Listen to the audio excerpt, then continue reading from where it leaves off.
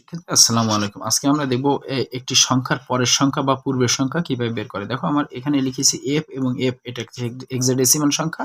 এর পূর্বের সংখ্যাটি কি তোমাকে বের করতে হবে। তাহলে পূর্বের সংখ্যা মানে সবসময় ১ বিয়োগ। তাহলে আমরা জানি f এর ভ্যালু হচ্ছে কত? f সমান আমরা জানি ১৫। তো ১৫ থেকে ১ বাদ। তাহলে কত হয়? ১৫ থেকে ১ বিয়োগ করলে ১৪। আমরা জানি ১৪ মান হচ্ছে ই হচ্ছে ১৪, f ১৫ এরকম। d হচ্ছে ১৩, ১৩, ১৪, ১৫ এইভাবে। তাহলে এটার ভ্যালু আসছে কত আমার? ই। আর এটা আর কোনো বিয়োগ করা হলো না, এটা হচ্ছে এফ ই। এরপরের অঙ্কটি দেখো, বলা আছে হচ্ছে 5a, এটি হচ্ছে একটি হেক্সাডেসিমাল সংখ্যা। এর পরের সংখ্যাটি বের করতে বলছি।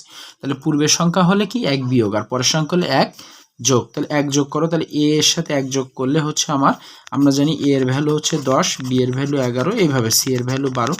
তো দেখো 10 এর সাথে 1 যোগ করলে কত হয়? 11। তাহলে 11 এখানে বসলো, আর এই 5 বসে গেল। তো আমরা হেক্সাডেসিমালে সরাসরি 11 মানে কত আমরা বলতে পারি? b। এই জন্য এটা হবে হচ্ছে কি 5b। ধন্যবাদ।